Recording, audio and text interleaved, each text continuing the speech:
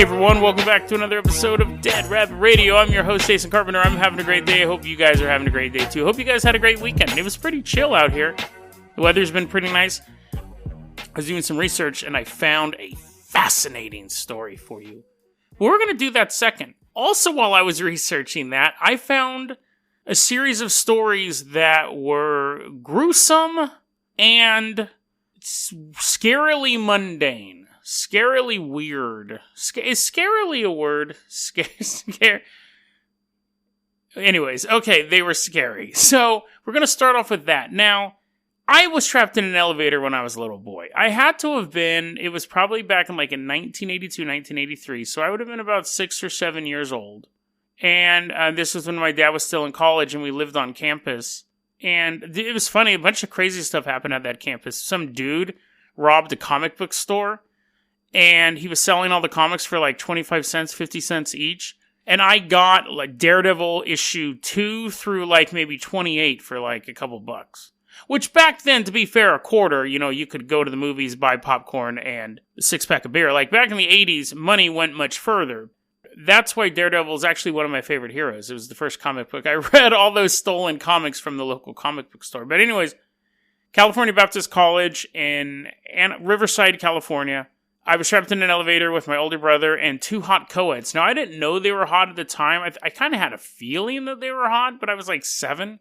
I wasn't really that into girls. Plus, they were brunettes, so, But it sucked.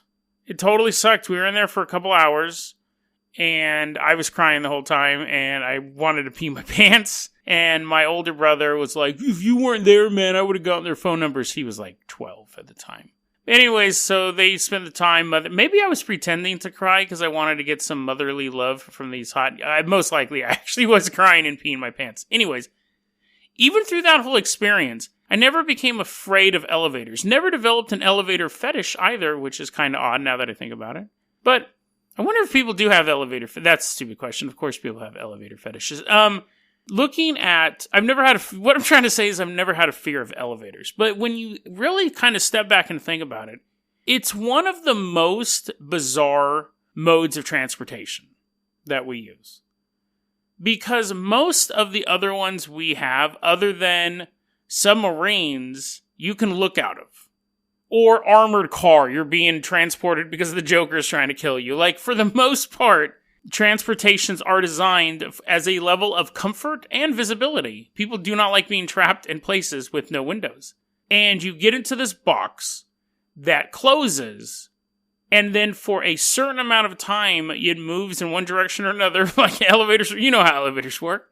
But when that door reopens, you have no idea what's on the other side of that door. You could get in an elevator, the door closed, it goes up 5 levels, door open, fire. Door open, zombie apocalypse.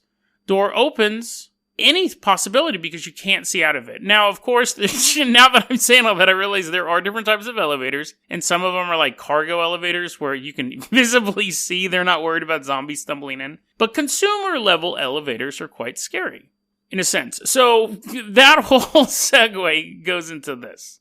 I think people are always afraid of elevators like plummeting, like you're in an elevator and you think if this falls down, other than falling up, if you die in an elevator, like, could you jump at the last moment? Apparently, you're supposed to lay down in the middle of an elevator, so you can, you have to be right in the middle of the elevator, and you make your body as wide as possible.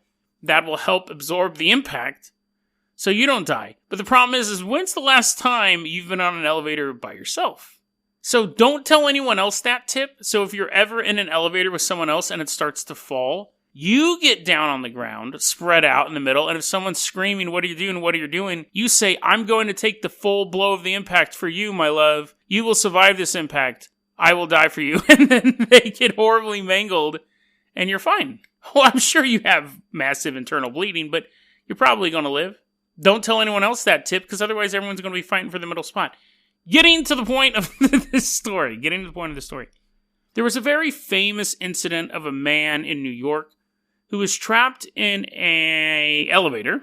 I don't know why I forgot that word all of a sudden. That's all I've been talking about. Was trapped in an elevator for 41 hours. And there's actually video footage of him and what he endured during that 41 hours. Now, it's something I wouldn't have thought about at the time, but I would think, well, Covered this before in another episode. If I was trapped in an elevator by myself for a period of time, I would most likely start masturbating at some point. But I didn't realize, one, there would be video cameras in there, and two, the lights are always on. And now that doesn't mean that I have to masturbate in the dark. What I mean is that you couldn't sleep, because elevators tend to be fairly bright.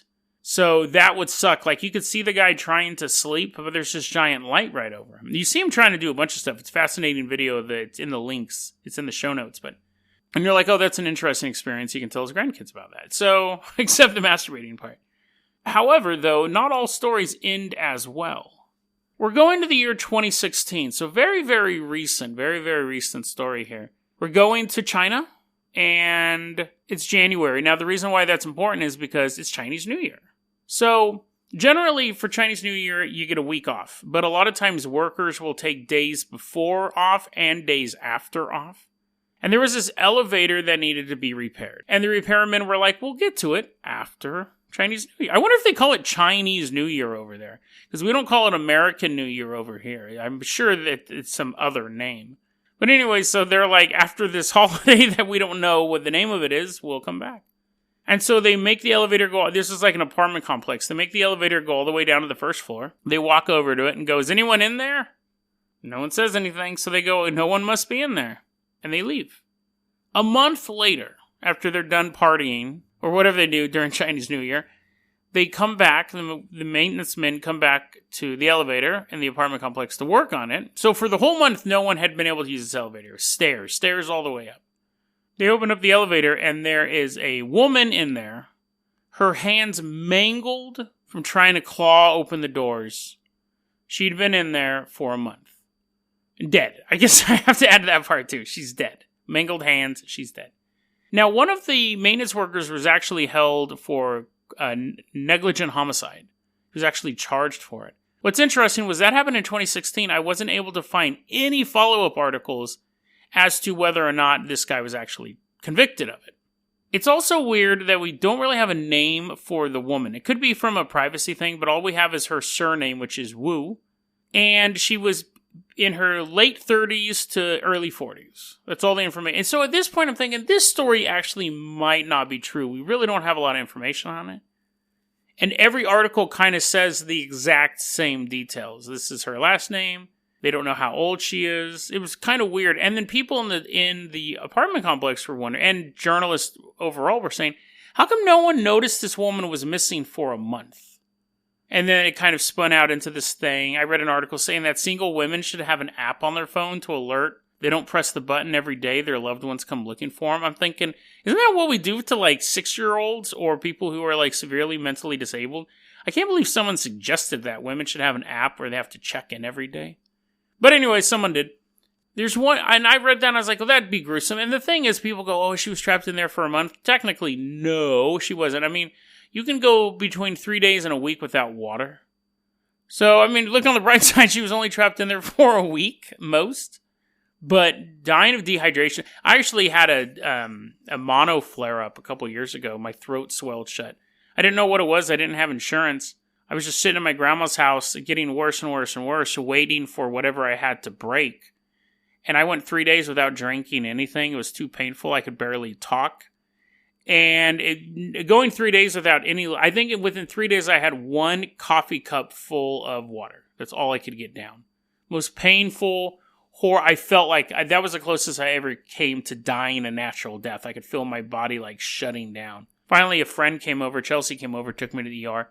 They put an IV in me, and I told the nurse when I got that first burst of liquid, I said, it's like taking a shower in Sprite. It was the most refreshing feeling I'd ever had in my life. I was that close to just dying, and then all of a sudden my body was full of liquid. It was beautiful. It was beautiful. Anyways, to end that story on a less beautiful note, as I'm reading about this elevator thing, apparently China has a big problem over there. They had 1 month where 5 people... Oh, actually, now that I think about it, yeah. 5 people died in 1 month in China due to elevator accidents, but China also has a lot of people and it's quite big. So, I mean, it could just be statistical, but they have a lot of industrial problems over there. There's so many videos of people. One of the videos is a guy is getting... It's horrible that you can watch this online, but there's a guy getting in an elevator and the elevator starts going up while he's halfway in, halfway out. and then it goes up too fast and it like compresses him. Not like an accordion. He's not Tom and Jerry, but like he gets crushed in between the top of the elevator and the floor going up. And so his knee is pressed up against his shoulder and his other leg is hanging out of the elevator. And then it stops because it's jammed and he suffocates. So it's not even like he got chopped in half like Final Destination. It wasn't a quick death. He just kind of sat there and suffocated while his friends were watching. Horrible. But if you think that's bad, I hope you don't have an escalator fetish, because we're still in China for this one. This story was... You're like, Jason, why are you starting off with these industrial accident stories? I just found this so interesting because these are things we use every single day for the most part. I mean, I don't use escalators all the time, but I use them occasionally.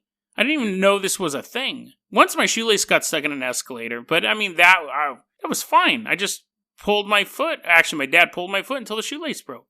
So in China, though, there's a woman, this is fairly recent as well. This happened before the elevator incident. There's this video footage of two maintenance workers at a mall. They're standing at the top of an escalator and they're discussing something, right? And you see a woman and her son, who appears to maybe be like 6 or 7, coming up the escalator. And the two guys are just kind of standing there. And when the woman and her son get to the top of the escalator, she takes a step onto where you would assume is supposed to be solid ground and no any sort of quicksandish type technology. But when she steps off the escalator, she steps on a metal plate that then flips off. It wasn't attached right. She falls into the gears of the escalator, and it eats her. It just grinds her up. And as she's getting horribly, horribly mangled, she pushes her son to the workers, clear of the machinery, and she gets chewed up. There's video of that, too. And I was like, I'm not watching that video. I didn't watch the elevator video, but they're like, warning, there may be gruesome footage in this video. And then they just show you still photographs from the camera, like as I'm reading the article, of one, a guy like stuck in an elevator, and then the other one, half a woman in a machine pushing her son. I'm like, if you're warning me that not to watch the video, why are you showing me some of the photographs from it? It's just as bad. But anyways, apparently just chewed her up. And the answer to all that, the newspaper in China the next day ran an article telling you how to shut off an escalator. Wasn't the escalator's fault. Woman should have known how to hit that button. So there we go. Our escalator / elevator, or should we call them Hellevators? Those little simple things we used to, I want to say teleport. Those little simple things we used to transport around. Millions of people use them every day. Some people get squished. It's bizarre. I mean, and to make it even worse, the escalator, as the woman was getting chewed up and the maintenance guys were working there, everyone else was just shopping. The dad of the boy was on another floor shopping, and then eventually he sees a commotion. He goes down there. His wife's jelly. Bizarre, dude. That would totally ruin your shopping experience. You would just be bummed out forever. That was a clip from our daily podcast, Dead Rabbit Radio. Dead Rabbit Radio is available anywhere that you listen to podcasts. It's daily paranormal, conspiracy, and true crime news. If you want to hear the full episode that this clip came from, check the link below. Please like and subscribe. And hit that little bell, too. That does some magical stuff. Thanks, guys.